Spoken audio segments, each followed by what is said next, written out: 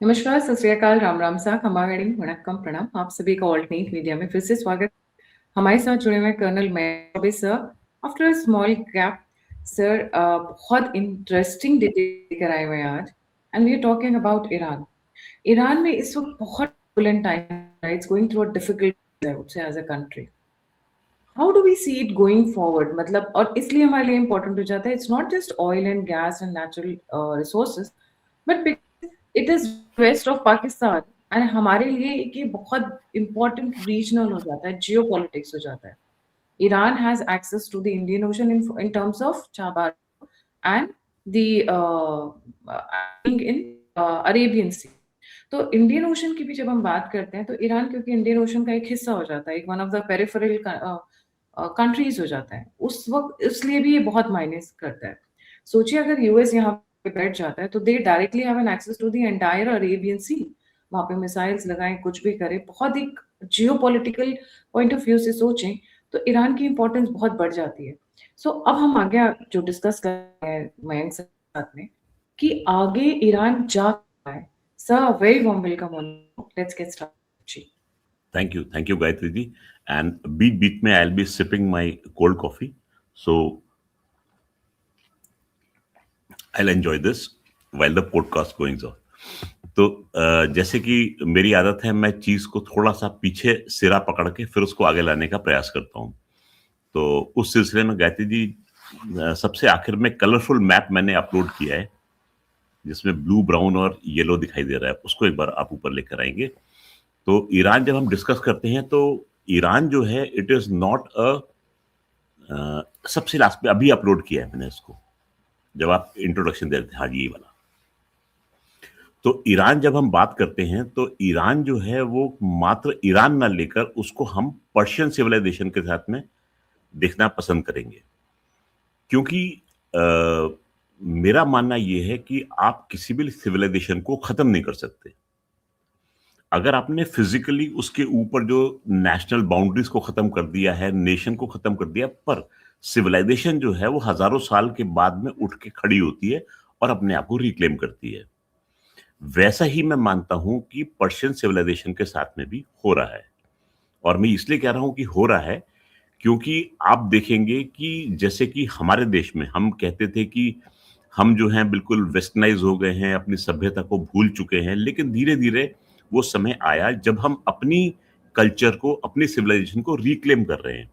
आखिर हमारी रूट्स क्या है, हम वापस उसकी ओर जाना पसंद करते हैं, और रूट्स के बिना कोई भी पेड़ खड़ा नहीं हो सकता। वैसे ही मेरा मानना यह है कि ईरान में इस समय जो चल रहा है, ये एक रेवोल्यूशन जो है सिर्फ सरकार के लिए या अच्छी लिविंग के लिए नहीं है। This is reclamation of the Persian civilisation. और मैं ये क्यों बोलता हूं, इस पूरे डिस्कशन के जरिए ये क्लियर हो जाएगा। तो अभी फिलहाल नक्शे पर जो है the expanse of the Persian civilisation. अब आप देखेंगे कि सबसे दाहिने इंडस रिवर है, इंडस वैली है। यहां पर एग्जिस्ट करती थी एक टाइम पे इंडस वैली सिविलाइजेशन, यानी कि these two civilisations were in communication with each other. और ये कैसे कम्युनिकेशन थी, ये हम आगे आएंगे तो ऑटोमेटिकली क्लियर होता जाएगा कि आखिर ये कैसे एक दूसरे से संबंध रखती थी। अब आते हैं हम फास्ट फॉरवर्ड करके उस एरा में, जब इस एरिया में मॉडर्न एरा के टाइम पे आते हैं, जहां पर इजराइल भी एग्जिस्ट करता है, ईरान भी एग्जिस्ट करता है, और दोनों देशों के संबंध जो हैं वो इतने बुरे नहीं हैं जितने कि इस समय है। गायत्री जी, आपको जान के हैरानगी होगी कि 79 से पहले एक एटम्स फॉर पीस नाम की एक मुहिम चलती थी, जिसमें इजराइल ने ईरान की एटॉमिक एनर्जी के डेवलपमेंट के लिए मदद की है। उसको नाम दिया गया है एटम्स फॉर पीस। इजराइल की मुसाद और ईरान की सीक्रेट सर्विस एक दूसरे के साथ में सीक्रेट्स एक्सचेंज करते थे। एक दूसरे देश के लिए जो दुश्मन है उनको पिन पॉइंट करके एक दूसरे को बताते थे, ये उनके आपस में सहयोग था। इजराइल ने ईरान में इंफ्रास्ट्रक्चर डेवलपमेंट में पूरा रोल अदा किया है, बहुत काम किया है। आयरॉनिकली 2025 में जिसको उसने बनाया उसी को इजराइल को जाके तबाह करना पड़ा। ये वक्त वक्त की बात है। फास्ट फॉरवर्ड 79 का टाइम, शाह रेजा पहलवी होते हैं इसके रूलर। हाँ, हालांकि इतने अच्छे रूलर नहीं थे वो, अगर वेस्टर्न स्टैंडर्ड से देखा जाए तो वेस्टर्न स्टैंडर्ड के हिसाब से जो रूलर अपने देश में को एक रखता है लेकिन थोड़ा सा हार्ड हैंड के साथ में डील करता है, वो अच्छा नहीं होता है। शाह रेजा पहलवी का भी यही था। शाह रेजा पहलवी का मुझे अच्छे से याद है बचपन का अपना, उनके यहाँ टॉर्चर के लिए टोस्टर बेड्स होते थे। यानी जो आदमी रजीम के खिलाफ जाएगा या सही नहीं है, उसको एक मेटालिक फ्रेम में डाल के उसको बंद कर देंगे और नीचे से उसके आग लगा देंगे। तो आदमी जो है वो जिंदा रोस्ट होता था, तो उसका नाम होता था टोस्टर बेड। तो this was one way of torturing people in Iran. ये तो मुझे अच्छे से याद है, बचपन की यादें होती हैं, तो ये मुझे याद है कि ऐसा एग्जिस्ट करता था। 79 में शाह रेजा पहलवी भागते हैं और फ्रांस से उठ के आते हैं अयातुल्ला खुमैनी। अयातुल्ला खुमैनी आते हैं एक प्रोटेस्ट पे कि देश के अंदर वो बिल्कुल शरिया नाफिज कर देंगे, इस्लामी कानून चलेगा और एवरीथिंग विल बी इस्लामाइज्ड। तो जहां पर्शियन सिविलाइजेशन चल रही थी और जिसके ट्रेसेस हमको शाह में मिलते थे, वो बिल्कुल खत्म कर दिया जाता है। खुमैनी की रिजीम आती है और खुमैनी की रिजीम के जो पूरा इफेक्ट जो है अब तक हमको देखने को मिल रहा है। गायत्री जी, आप कभी भी गूगल पर जाकर सर्च करेंगे आपके दर्शक, और किसी भी ईरानी पॉलिटिशियन या डिप्लोमेट की फोटो एक बार देखिए ध्यान से, उसमें आपको एक चीज नजर आएगी कि ईरानी जो होते हैं वो अपने गले को यूं बंद रखेंगे लेकिन टाई नहीं पहनते। टाई को वो गुलामी का प्रतीक मानते हैं। तो अगर आप किसी भी ईरानी को देखते हैं जो कि रजीम को फॉलो कर रहा है, वो कभी भी टाई नहीं पहनेगा। तो you would never find a Irani diplomat wearing a tie.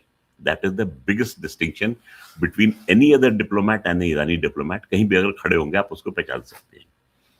रजीम चल रही है, रजीम जो है वो चाहती है कि एक इस्लामिक कानून के हिसाब से वो चलें। तो तेहरान को एक समय में पेरिस ऑफ द ईस्ट बोलते थे। फैशन जो था वो एग्जिस्ट करता था and fashion used to be copied, and many a times they have said कि fashion has traveled from Tehran to Paris. There was a time, लेकिन 79 आने के बाद में times drastically changed. Now I request you to pull up the first photograph, जो black and white picture है, दिखाती है। लोग कहते हैं कि नहीं, लोगों ने स्वागत किया था अयातुल्ला खुमैनी का। नहीं, this picture was taken in 1979 where the women were protesting against the hijab. तो उन्होंने ऑर्डर निकाला था कि सब लेडीज जो है वो हिजाब पहनेंगी, नकाब में रहेंगी और अपने आप को शक्ल जो है वो शो नहीं करेंगी। So the ladies they went on to protest. तो ऐसा नहीं है कि people accepted with open arms जो भी आया था, protest were going on. Fast forward we move to 2022। 2022 में एक पिक्चर मैंने डाली है एक लेडी की, लेडी कहिए, बच्चे कहिए, जो भी कहिए। She is a 22-year-old woman. और मैं रिक्वेस्ट करूंगा आपके दर्शकों से, एक बार गूगल सर्च करके देखिए इसका नाम क्या है। 16 सितंबर सन 2022 को इसकी जान जाती है। She mysteriously dies in a hospital in Tehran. इसके ब्रेन के स्कैन्स भी लीक होकर बाहर आए हैं, टेलिंग कि इसके ब्रेन में हैमरेज हुआ था। पीपल टेक इट कि she was tortured, she was beaten badly because she was not wearing the hijab properly. She's basically a Kurdish Iranian woman. तो इसका नाम जो है आप प्लीज गूगल सर्च में कीजिए और कमेंट बॉक्स में लिखिए कि आखिर इस लेडी का नाम क्या है। मैं पर्पसली आपको इसका नाम नहीं बता रहा हूँ, डेट वगैरह मैंने सब बता दी टू ईज द इशू। अब हम जाते हैं कुछ फ्लैग्स के ऊपर। गायत्री जी, फ्लैग से हम डिस्टिंक्शन करेंगे कि रजीम का फ्लैग क्या है और शाह के टाइम पे फ्लैग क्या था। अब आप नोट करेंगे ये प्रोटेस्ट चल रहे हैं, ये जर्मनी में प्रोटेस्ट चल रहा है and they are protesting against the IRGC। इस फ्लैग को ध्यान से देखिए, इसमें एक शेर है, पीछे से सूरज की किरणें दिखाई दे रही हैं और हाथ में शेर के तलवार है। This was the Shah regime का फ्लैग। जो मोनार्की का फ्लैग था वो ये था। तो लोग यहां पर दिखा रहे हैं कि हम मोनार्की को वापस चाहते हैं। This is the flag. अब इसमें जो शेर है इसको बोलते हैं शेर खुर्शीद। शेर खुर्शीद जो है वो कहां से आया उस पर हम बाद में डिस्कशन करेंगे। बात के लिए बहुत मसाला तैयार है। अब हम देखना चाहेंगे कौन सा फ्लैग जो है रिजिम का फ्लैग है। तो कलर स्कीम आपको सेम मिलेगी। The only thing is that the central insignia will change and something else will come in the green and the red lines. तो जो ईरानियन रिजिम का फ्लैग है गायत्री जी, उसके बीच में इंसिग्निया चेंज है, वो ब्राइट रेड में आता है। एंड जो हरी पट्टी ऊपर है और लाल पट्टी नीचे है उसमें चेंज हो जाता है। तो ये दिखाएगा कि किस तरीके से रिजीम जो है वो आइडियोलॉजी को चेंज कर, ऐसा नहीं कि वो झंडा जो था वो वापस दोबारा आ गया। अच्छा, अगर इस पर है तो चलिए इसी पर डिस्कशन कर लेते हैं। ये स्लाइड दो चीजें दिखाएंगी। लेफ्ट से सेकंड देखिए आप, शेर खुर्शीद। शेर खुर्शीद जो इंसिग्निया है वो रिजीम के फ्लैग के ऊपर है, और ये है ईरानी सिंबल्स कमिंग अप फ्रॉम ज़ोरोएस्ट्रियनिज्म। अब मान के चलिए कि कोई भी फिगर या फिगरीन जो है वो इस्लाम में वर्जित है, वो नहीं आ सकती। एक बार कहती जी उसी वाले पे चलेंगे, ब्लैक वाले पे।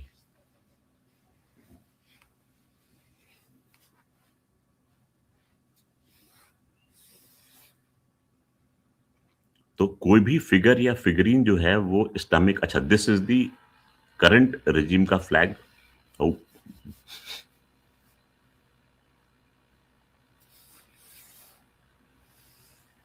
जी, So this is the current regime. Yeah, there is a lag in the internet.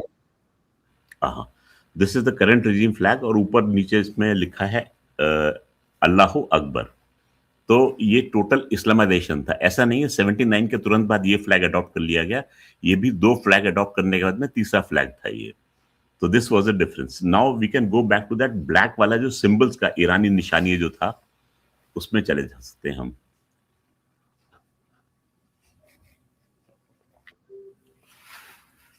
So please repeat, I just missed you.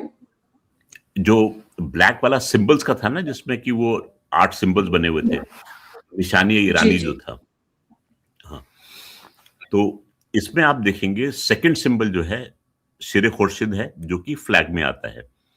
उसी लाइन में सबसे राइट में देखेंगे आप गर्दुनिया खुर्शीद। नाउ गर्दुनिया खुर्शीद और हमारा अपना स्वास्तिक, दोनों में थोड़ा बहुत रिजेम्बलेंस आपको दिखाई देगा।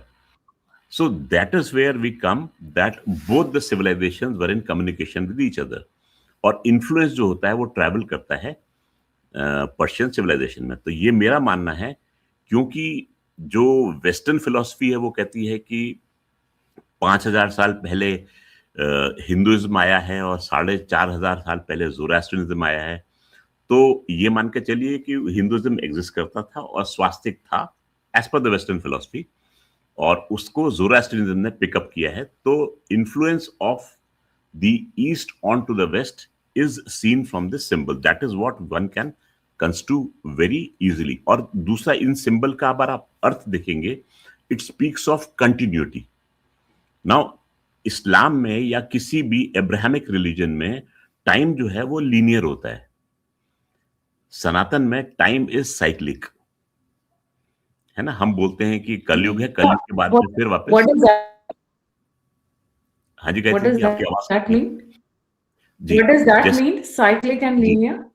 जी, जैसे कि एक टाइम अगर किसी भी अब्राहमिक रिलीजन में आया और वो चला गया, वो दोबारा रिपीट नहीं होता। लेकिन हम बात करते हैं टाइम साइक्लिक है, कि सतयुग, सतयुग द्वापर, त्रेता, उसके बाद में कलयुग, कलयुग के बाद में पुनः सतयुग आता है। 84 लाख यूनों की बात करते हैं हम, कि हम दोबारा रीबर्थ लेते हैं, रीबॉर्न होते हैं। लेकिन बाकी में है, जैसे सपोज फर्ज कीजिए ये ईरानी अगर फॉलो कर रहे हैं इस्लाम को, तो इस्लाम में एक बार में आपने जो जिंदगी जी ली, उसके बाद में आप जाते हैं कब्र के अंदर। उसके बाद में जब पूरी धरती जो है वो दारुल इस्लाम बन जाएगी, तो कब्र से उठेंगे मुर्दे और वो जन्नत नशी हो जाएंगे कयामत के दिन। That is the end of it, but they will never come back to the earth. लेकिन सनातन में है कि आप जाएंगे और अपने कर्म के हिसाब से आपका रीबर्थ होगा। अगर आपके कर्म सही थे, बिल्कुल क्लीन स्लेट थी, तो आप मोक्ष को प्राप्त हो जाएंगे। तो हमारे यहाँ टाइम साइक्लिक है और बाकी में टाइम जो है वो लीनियर है। That is the basic difference. तो अब हम चलते हैं थोड़ा सा और भी मॉडर्न से। अब मॉडर्न टाइम्स में क्या हो रहा है कि प्रोटेस्ट जो हैं वो चल रहे हैं निरंतर रूप से। लेकिन प्रोटेस्ट जो है आपने देखे होंगे लगातार लोग कर रहे हैं, लेकिन प्रोटेस्ट का कोई नतीजा नहीं मिल पा रहा। गायत्री जी, एक जिफ इमेज अपलोड की थी मैंने, जो कि झटपट दिखाती है कि प्रोटेस्ट किस तरीके से शुरू हुए और दिन पर दिन कैसे-कैसे फैलते गए। तो पहले शुरू होता है तेहरान से, और उसके बाद में देखिए जिस एज द डेज प्रोग्रेस एक-एक दिन जो है प्रोटेस्ट जो है फैलते हुए यहाँ पे चले जाते हैं। प्रोटेस्ट जो होते हैं शुरू होते हैं एक प्रिटेक्स्ट पे कि डॉलर की कीमत जो है वो निरंतर बढ़ रही है, और ये बिजनेसमैन जो होते हैं ये प्रोटेस्ट को शुरू करते हैं। तो ये एक मार्केट प्लेस से प्रोटेस्ट शुरू होते हैं, और मार्केट प्लेस के प्रोटेस्ट जो है वो बढ़ते-बढ़ते यहाँ तक पहुँच जाते हैं। तो अमेरिकन्स क्लेम करते हैं कि yes they were organic, but धीरे से वो कह देते हैं कि उन्होंने भी इसमें मदद की थी। कोई भी प्रोटेस्ट इतनी जल्दी नहीं फैलता अनटिल अनलेस कोई अंडरलाइंग करंट उसके नीचे नहीं होती, और प्रोटेस्ट का कारण जो है फ्लैश पॉइंट एक बनता है। केस इन पॉइंट है नेपाल। नेपाल में आपने नोट किया होगा कि लोगों ने प्रोटेस्ट किया कि भाई नेपोटिज्म और करप्शन के खिलाफ जो यूथ था वो खड़ा हो गया। बट जो बेसिक कॉज था जिसको कि अभी भी लोगों तक नहीं लाया जा रहा है कि नेपाल की फिलॉसफी जो है वो टोटल हिंदू फिलॉसफी है, और उस फिलॉसफी को बड़े सोचे समझे तरीके से नष्ट किया गया, उसको दबाया गया। वहां पर millions of dollar pump in किए गए इवेंजलिज्म के लिए। तो प्रॉब्लम जो थी वो दो तरफा थी, एक तो थी हिल्स में और एक थी प्लेन्स में। प्लेन्स में मधेसीज जो इस चीज को डाइजेस्ट नहीं कर पाए, तो वहां पर गुस्सा जो है वो फूटता है, और प्रोटेस्ट जो है वो गवर्नमेंट ऑफ द डे के ऊपर जाता है। फ्लैश पॉइंट क्या था? Nepotism and corruption. तो लोग कहेंगे दे वर प्रोटेस्टिंग अगेंस्ट करप्शन, लेकिन कारण क्या होता है? गुस्सा किस बात पे था? कि आपने उनकी कल्चर को दबाया था, और जो दबाव जो था वो एंड में जाकर इसका नतीजा ये होता है। तो मेरा मानना ये है कि आप एक स्प्रिंग को किसी लेवल तक दबा सकते हैं, पर जब वो स्प्रिंग रीअसर्ट करता है तो अपने नॉर्मल से फिर ऊपर जाता है। जब ऊपर जाता है तो कंडीशंस थोड़ी वायलेंट होती हैं। तो this is a very big teaching for our country also, क्योंकि हमारे को दबाया गया है पूरी संस्कृति को। अब टाइम है कि स्प्रिंग रीअसर्ट कर रहा है, तो now we should be prepared कि ये स्प्रिंग रीअसर्ट करता है तो अपने नॉर्मल से थोड़ा ऊपर जा सकता है। आपने देखा होगा कि जो रिएक्शन जो है वो उग्र क्यों होते हैं? वो यही कारण है कि रिएक्शन उग्र होते हैं। उग्रता पे एक छोटा सा एक मुझे एक चीज याद आई गायत्री जी। आपको ध्यान होगा कि 2014-15 में एक लिंचिंग का केस हुआ था अखलाक का, जिसपे बहुत बाबिला मचा था देश के अंदर। कि भाई वो आदमी जो था वो मांस लेके जा रहा था, गौ मांस था, तो उसको लोगों ने पकड़ा, गुस्से में उसको मार के खत्म कर दिया। ये क्या किस्सा हुआ था? उसके ऊपर बहुत से अवार्ड भी वापस किए गए थे। ये चीज आई थी, और बहुत बुरा है, और इनटॉलरेंस सोसाइटी है, ये सब का जामा जो है वो भारतीय सोसाइटी को पहनाया गया। Now we shift our focus to one country, that is Bangladesh. Bangladesh में आपको ध्यान होगा एक दीपचंदर नाम के व्यक्ति को पब्लिकली खत्म किया गया था। उस पे ये इल्जाम लगा था कि वो ईश निंदा कर रहा है। तो उसको ले जाके लोगों ने मारा पीटा, फिर पुलिस ने अपने कब्जे में लिया, फिर पुलिस ने उसको हैंड ओवर कर दिया क्राउड को। क्राउड ने उसको मारा। यहां तक आप मानते हैं कि गुस्से में है क्राउड, उसने उसको मार दिया। मारने के बाद में फिर उसकी डेड बॉडी को भी किस तरीके से ट्रीट किया गया, उस पे लोग कूद रहे थे, पैर मार रहे थे, वहां तक चला। उसके बाद में उसकी बॉडी को ले जाकर फिर उन्होंने टांग दिया, कपड़े उतार के उसके पेड़ के ऊपर। उसको फिर वहां पर मारा गया, उसके ऊपर टांग के, फिर उसको लेके जलाया गया। तो आप देखेंगे कि एक होती है lynching. Now this was not a case of lynching. लोग क्या करते हैं, कर देते हैं इस हत्या को भी लिंचिंग के साथ में। ये लिंचिंग नहीं है, ये आदमी की मानसिकता दर्शाती है कि मारने वाला क्राउड जो था वो अपनी कुंठा निकाल रहा था। नंबर 2, वो सबको सिग्नल दे रहा था कि अगर आपने ऐसा काम किया तो आपके साथ में ऐसा व्यवहार किया जाएगा। ये 2 चीजें थी। अब यही चीज हमको ईरान में भी देखने को मिलती है। प्रोटेस्ट होते हैं, प्रोटेस्ट के टाइम पे लोग देखते हैं कि हम हैं तो आईआरजीसी में, लेकिन जो प्रोटेस्टर्स कर रहे हैं वो बिल्कुल ठीक कर रहे हैं। तो आईआरजीसी के ऑफिसर्स जो है वो डिफेक्ट करके प्रोटेस्टर्स के साथ जाते हैं। जो ईरानी जो रिजीम है वो क्या करती है, इन लोगों को उठाती है और इन लोगों का कत्ल करती है। Reason being a message to be sent to the others in the IRGC या रिजीम के अंदर कि अगर आपने ऐसा किया तो आपका हश्र ये होगा। लेटेस्ट शिकायत जी करीब एक दिन पहले 24 घंटे पहले 15 लोगों को मौत के घाट उतारा गया because they were protesting against the regime and they were going against the state. बड़ा इंटरेस्टिंग केस चल रहा है इस समय ईरान में, ऑब्जर्व करने वाली बात है। तो हो क्या रहा है कि वहां पर प्रोटेस्ट चल रहे हैं, ईरानी रजीम जो है एक पोस्चर ले रही है। फ्राइडे को कल को बात होनी थी ओमान में, मस्कट में, इनकी और अमेरिका की बीच में डिस्कशन होने थे, लेकिन डिस्कशन से पहले उसको डीरेल करने का प्रोग्राम चलता है। प्रोग्राम क्या चलता है, अमेरिका जो है वो कई वेसल्स पे, कई कंपनीज पे, कई पर्सनल पे अपने सैंक्शन लाद देता है। टोटल 14 वेसल्स को वो डिक्लेयर कर देता है कि ये ठीक नहीं है, इनके साथ में व्यापार ना किया जाए, ना ही उनको इंटरनेशनल वाटर्स में तैरने की अनुमति मिलेगी। और उतनी ही नंबर की कंपनीज को बोलता है कि उनके साथ में ट्रेड नहीं होगा। अच्छा, मेरे सूत्र मुझे ये भी बताते हैं कि इजराइल जो है वो प्रिपेयर कर रहा है अपने आप को कि ईरान की जो रेजिम है वो हताश होकर ईरान के ऊपर अटैक कर सकती है। अब एक स्लाइड आपने दिखाई थी कंपैरिजन करते हुए ईरान का इजराइल के साथ में। तो इस समय दोनों देश कहां टिकते हैं इस पर नजर डालेंगे हम। ईरान की मिसाइल्स का रेंज जो कि प्लॉट किया है वो रेड सर्कल्स के साथ में है। इजराइल उसकी जद में आता है, लेकिन इजराइल की मिसाइल्स का रेंज जो है वो ब्लू कलर के सर्कल्स में दिखाया गया है एंड उसकी मिसाइल्स का रेंज जो है वो काफी है। लेकिन इसमें आप कंपेयर करेंगे इजराइल और ईरान, इजराइल के पास में डेप्थ नहीं है लेकिन ईरान के पास में डेप्थ है। यानी अगर अटैक ईरान में कहीं होता है तो ईरान को पीछे हटने की जगह है, इजराइल के पास में वो छूट नहीं है क्योंकि इजराइल लीनियर बसा हुआ है। तो ईरान के जो मिसाइल्स अटैक होते हैं उनका एक टिपिकल फिनोमेना है उसका करने का।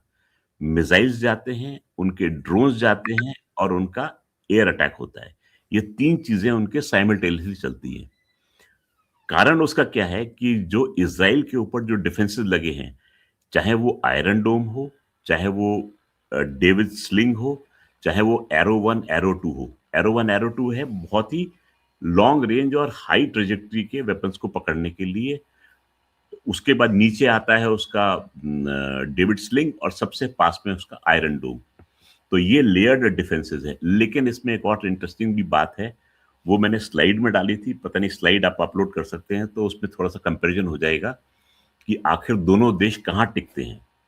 इस समय इजराइल जो है अपने आप को तैयार कर रहा है कि उसके ऊपर अटैक हो सकता है। और इजराइल पे अटैक कैसे होगा कि ईरान की जनता जो है वो ईरान की रजीम के खिलाफ चल रही है और ईरान की जनता जब ईरान की रजीम के खिलाफ चलेगी तो ईरान को ध्यान बटाने के लिए अपने सबसे अच्छा दुश्मन जो है वो इजराइल है, उस पर वो अटैक करेगा। चलिए यही रोक लेते हैं इसको, स्लाइड को, जहां पर भी चलता है।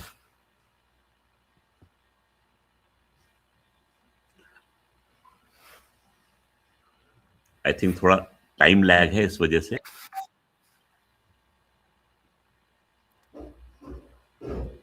ठीक, तो ये बेसिकली ईरान के पास में तकरीबन 3000 मिसाइल्स हैं, बैलिस्टिक मिसाइल्स।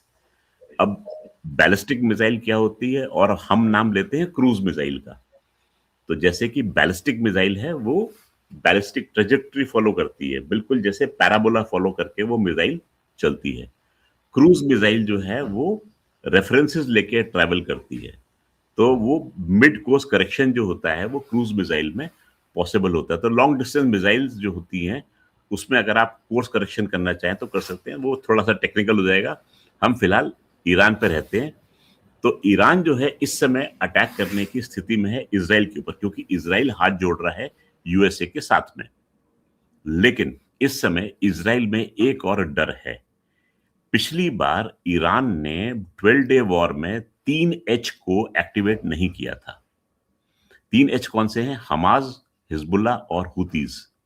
ये 12 डे वॉर जो कि इजराइल और ईरान के बीच में हुई थी उसमें एक्टिवेट नहीं हुए थे, लेकिन इस वाली वॉर में शक है कि हिजबुल्ला जो है वो एक्टिवेट होगा और वो एक्शन करेगा इजराइल के खिलाफ। ये यहाँ की सोच है और हो सकता है ये सोच सही भी हो सकता है ये गलत भी हो।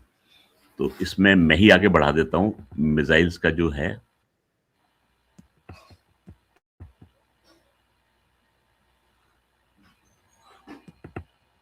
हाँ, इसका एक एक और डिलेमा इजराइल के ऊपर ये है कि ईरान जो मिसाइल फायर करता है वो 1 से 2 मिलियन डॉलर की मिसाइल है, लेकिन जो एरो इंटरसेप्टर जो चलता है उसका खर्चा ही 3 से 5 बिलियन आता है।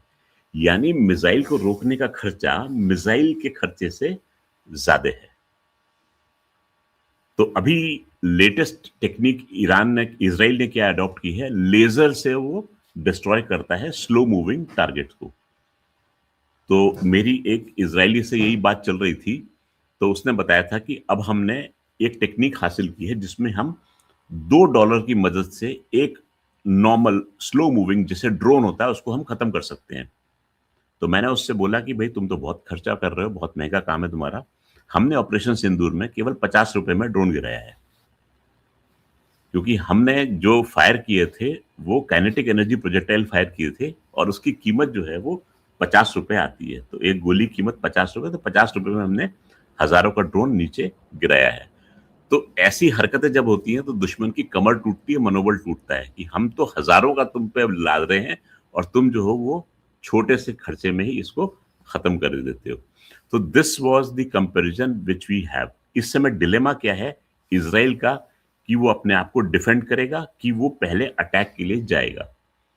ये है कि अगर इस समय अमेरिका अटैक करता है तो इजराइल जो है वो वेट करेगा और देखेगा कि ईरान का रिएक्शन क्या होता है। अगर ईरान ने इजराइल पे अटैक किया तो इजराइल जो है वो एक्शन उसके ऊपर लेगा। लेकिन इस समय कोई भी देश ये नहीं चाहता कि ईरान के ऊपर अटैक हो जाए। उसका कारण क्या है? ईरान के ऊपर अटैक हुआ तो ईरान के पास में तुर्क का पत्ता है स्ट्रेट ऑफ हॉर्मुज को ब्लॉक करना। अगर आप वो कलरफुल मैप लगा देंगे ना तो उसी में क्लियर हो जाएगा सबसे आखिर में जो था कि आखिर स्ट्रेट ऑफ हॉर्मुज कहां पर है। यहां पर भी छोड़ सकते हैं इसको। आप देखेंगे एक नुकीला पोर्शन जो है वो ईरान के अंदर जट करता है और ईरान अंदर से डिप्रेस होता है, जहां पर ये ब्राउन रंग का पैच खत्म हो रहा है नीचे। ये इलाका आता है स्ट्रेट ऑफ हॉर्मुज का। स्ट्रेट ऑफ हॉर्मुज जो है वो करीब 22 किलोमीटर चौड़ा है बस। तो 22 किलोमीटर चौड़े में शिप्स को जाना भी है अंदर और आना भी है। तो अगर ईरान जो है वो स्ट्रेट ऑफ हॉर्मुज को ब्लॉक कर देता है, जो वो कर सकता है, तो जितनी भी एनर्जी फ्लो है अंदर से, ओमान से, कतर से, बाकी देशों के लिए वो बाधित हो जाएगी। इस समय असर हम पे भी पड़ेगा क्योंकि 80% ऑफ गैस जो है हमारी कतर से आती है, तो असर हम पे भी पड़ेगा। अच्छा, चाइना की मैक्सिमम एनर्जी जो है वो इसी एरिया से निकल के आती है। तो आपने नोट किया होगा कि चाइना जो है वो भरपूर मदद कर रहा है ईरान की, लेकिन पुतिन ने रिक्वेस्ट किया बाकी सब से और बाकी सब देशों ने रिक्वेस्ट किया अमेरिका से कि भाई आप अटैक मत करो, क्योंकि ये अटैक करने का टाइम नहीं, क्योंकि सबकी इकोनॉमी जो है वो वहां पर असर पड़ता है। तो इस समय कोई भी नहीं चाहता कि ये एरिया जो है वो अशांत हो। पर अगली बात क्या आती है, अमेरिका का इंटरेस्ट है कि ये एरिया थोड़ा सा अशांत रहे। अशांत हो नहीं, अशांत रहे। क्या अमेरिका चाहता है कि ईरान में शांति हो जाए? बिल्कुल नहीं।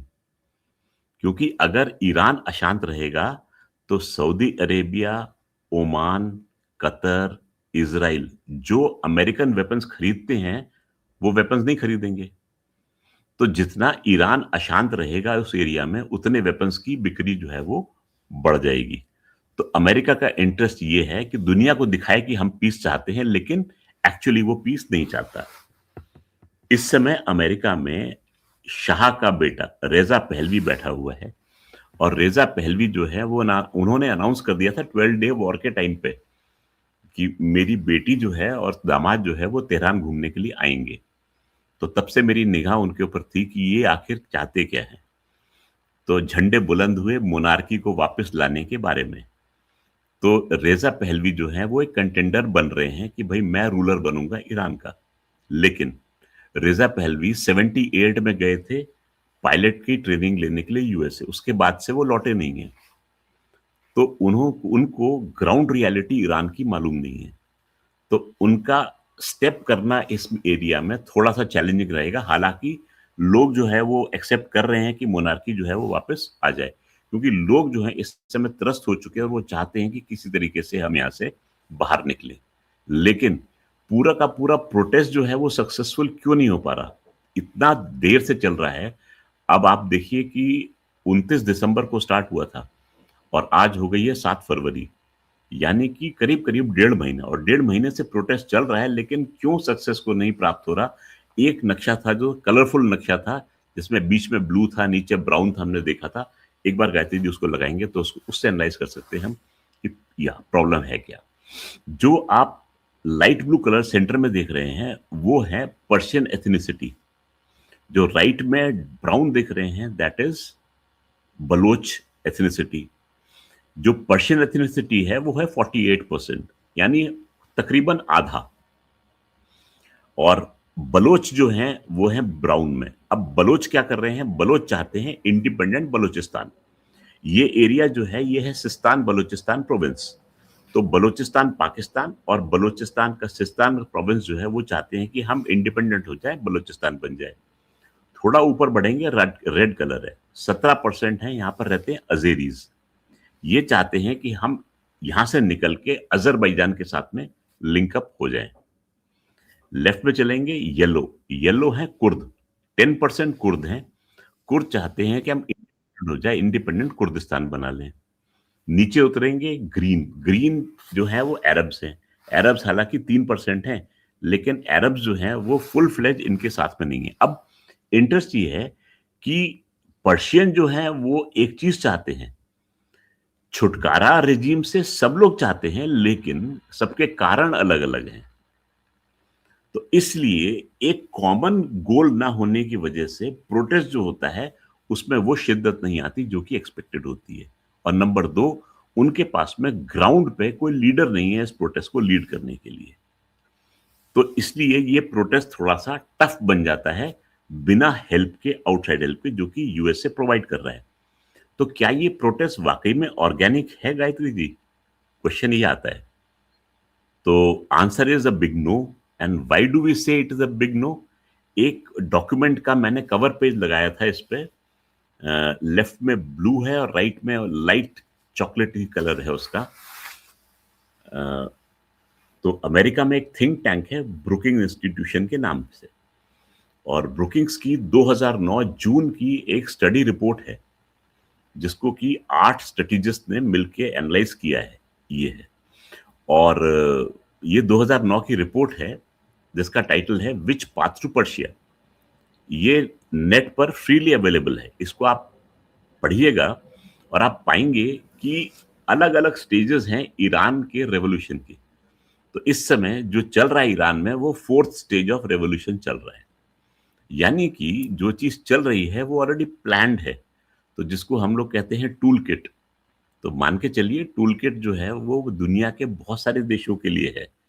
जो देश अमेरिका का कहना नहीं मानते उसके लिए टूल किट को एक्टिवेट कर दिया जाता है। तो ये एक एग्जाम्पल है उस टूल किट का। तो हम प्रेजेंट सिनेरियो में 4th stage of that tool kit पे पहुंच चुके हैं गायत्री जी। तो ये मोटा मोटा जो है वो ईरान का एक तरीके का ब्रॉड विश्लेषण जो है वो आपके सामने रखने का प्रयास किया है मैंने। जी सर, आपको लगता है कि आने वाले समय में ईरान टूटकर सिस्तान बलूचिस्तान एक कंट्री बन जाएगा, सेपरेट इंडिविजुअल एंटिटी? क्या इस जो बुक आपने मेंशन किया उस बुक में ये चीज मेंशन्ड है? गायत्री जी, मेरा अपना मानना ये है इंडिपेंडेंट थॉट कि अगर बलूचिस्तान को इंडिपेंडेंस लेनी है तो फिलहाल सिस्तान बलूचिस्तान की डिमांड को थोड़ी देर के लिए बैक बर्नर पर डाल दे, concentrate on the Baluchistan of Pakistan, क्योंकि वहां से उसका चांस बनता है कि वो इंडिपेंडेंस ले सकता है। अगर वो सिस्तान को भी क्लेम करने की कोशिश करेगा तो एक साथ 2 एनिमीज को प्रोड्यूस करता है। पाकिस्तान भी और ईरान भी। तो वायबल सॉल्यूशन ये रहेगा कि सिस्तान को वही रहने दिया जाए और बलूचिस्तान अपनी इंडिपेंडेंस ले ले। उसके बाद में नेगोशिएटिंग टेबल पे अगर रिजीम चेंज होता है तो न्यू रिजीम के साथ में वो डिस्कस करके आगे बढ़े। इसका मेंशन उस बुक में है कि नहीं है, I didn't come across any such mention. I will again go through it इस एंगल से, probably I would have missed, लेकिन जहां तक मेरा ख्याल है ऐसा कोई मेंशन था नहीं उसका। But then I will again give it a thought. मैं एक बार दोबारा से जाके उसको पढ़ूंगा मैं। जी गायत्री जी। जी सर, आई थिंक काफी इंटरेस्टिंग था, काफी डिटेल्ड एनालिसिस था right from the ancient times till now. इस पे एक एक क्वेश्चन ये है कि सभी लोग कह रहे हैं कि ईरान भी टूटेगा। आपको लगता है कि ये जो थिंक टैंक की जो बुक है उसमें ऐसा कुछ मेंशन है कि ईरान भी टूटेगा into different part in next coming 10 years? Iran will be undergoing lot of challenges and जो वेस्टर्न पार्ट्स हैं वो डेफिनेटली चाहते हैं कि ईरान टूटे। अब डिपेंड करता है कि अगर फर्ज कीजिए ये रिजीम चेंज होती है, who is the new incumbent और वो किस तरीके से एक्ट करता है, ये सब चीज उस पर डिपेंड करेगी। क्या वो यूनिफायर बन के आ सकता है? अगर वो वापस अपनी पर्शियन अस्मिता को लेकर आता है तो क्या वो इसको ओवरकम कर सकता है? ईरान का टूटना मुझे इस समय थोड़ा सा दूर लग रहा है। पाकिस्तान जो है वो नंबर 1 पे आता है इस समय टूटने के कगार पे। ईरान को अगर हम देखेंगे तो नंबर 2 पे रख सकते हैं। फिलहाल जो है मुझे टूटता हुआ ईरान नहीं दिख रहा, क्योंकि अभी लोग जो हैं they are going against the regime. दबे स्वर हैं इंडिपेंडेंस के बाकी इलाकों के, लेकिन वो इतने मुखर नहीं है जितने कि पाकिस्तान में है। तो अभी मुझे लग रहा है कि उनका फर्स्ट स्टेप रहेगा इस रिजीम को उठा के फेंको, उसके बाद में क्या होता है वो देखा जाए।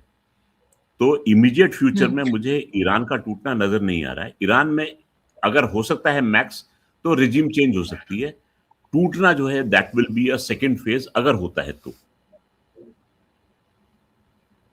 Right sir, last question, Bharat के लिए क्या अच्छा है, एक यूनाइटेड ईरान या फिर ब्रोकन ईरान?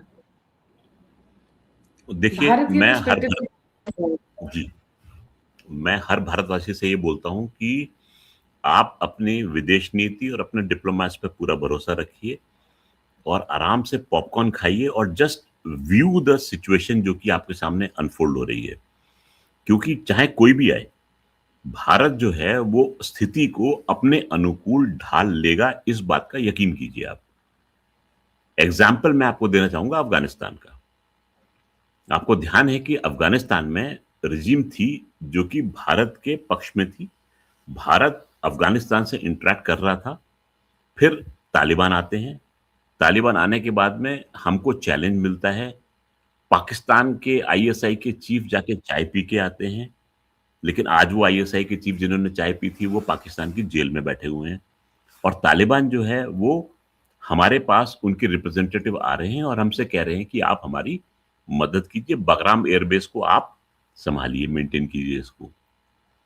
तो हुआ क्या, भारत जो है उसके पास में इतनी ताकत है कि चाहे रिजीम कोई भी आए, हम हर एक के साथ में डायलॉग करके उसको अपने साथ में अपने अनुकूल परिस्थिति को ढाल सकते हैं। सेकंड केस इन पॉइंट, लोगों ने बड़ा ऑब्जेक्ट किया कि हमारे डिप्लोमैट्स जो हैं वो जमाते इस्लामी से क्यों मिल रहे हैं बांग्लादेश में। ये पॉइंट भी उठा था।